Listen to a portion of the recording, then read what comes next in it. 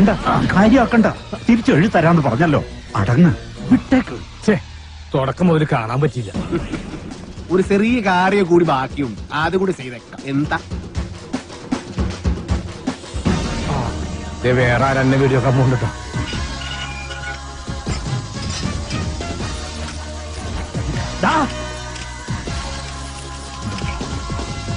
അവിടെ നില്ലട കാട്ടുപുളി. ഞാൻ വന്നത് നിന്നെ പൂട്ടാനാ.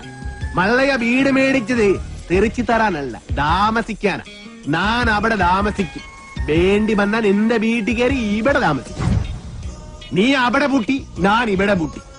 ഇനി എന്നോട് കളിക്ക വന്നാ നിന്നെ വെട്ടി വെടി പീസാക്കും.